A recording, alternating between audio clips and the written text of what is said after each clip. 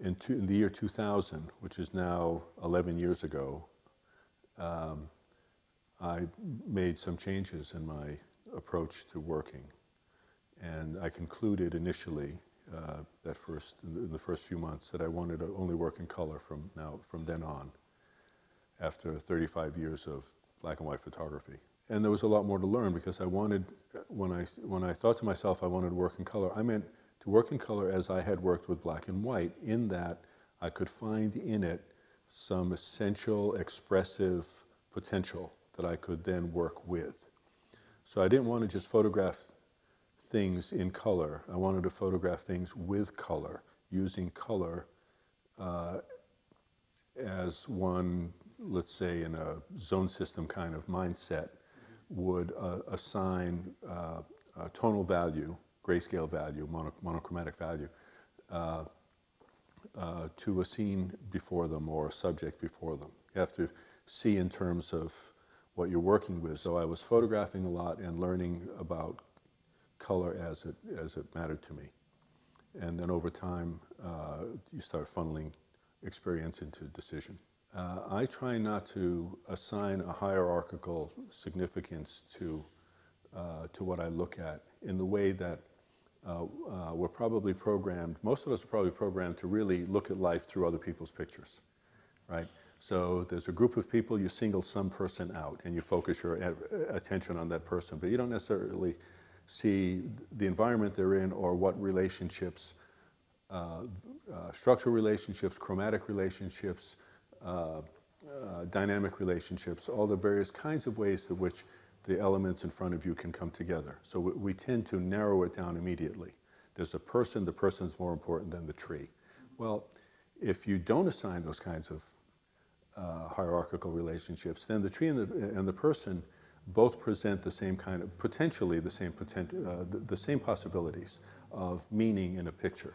And if you can find ways to bring those things together to create a picture that one would not ordinarily see, and that has been part of the objective, is to see in new ways, look at known things in unknown ways. So the pictures really every day was like, what does this day present to me? I mean, there are too many surprises out there, and it's much more fun, or certainly it's more exciting to discover through empirical observation. Once again, life shows you something that you could never anticipate, but you have to have a mind open to that.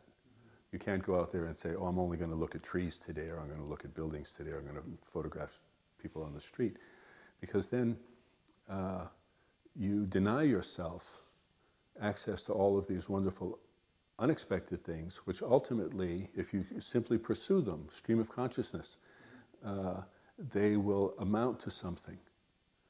You just have to give it time and trust in your vision.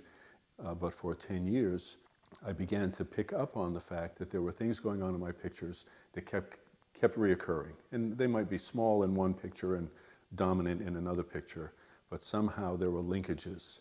And they were delightful little reminders for me of my own way of seeing. So it really helped me sort of come to terms with how I see. So I've made a real commitment to photographing Atlanta and seeing Atlanta, which I think is an underutilized environment by most photographers, particularly because so many still, even though when I came here in 1972 and joined this newly forming photographic community, it was still about photographing some historical notion of the American South. You have to go to Madison, you have to go out and find hidden ruins of decrepit antebellum buildings. And I met entertainers and dope dealers and loan sharks. So when I came here and I looked around, I found that nobody was really taking stock of what was going on in the city as a city. It was always another place, and you know, the cultural life in this city is really given a backseat to the culture of any other place but this one. And there's a lot of richness here, particularly now as we come starting the second decade of the 21st century.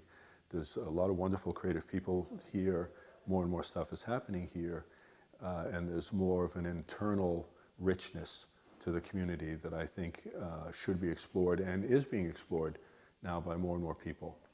I once wrote, surprises come to those who expect them. And it's a matter of preparation and attitude. I know that the world is rich and full of fascinating things, and if I spend my time with an open mind, I will see more of that than if I don't look at it that way. So that's the basic attitude that I have when I go out looking for pictures.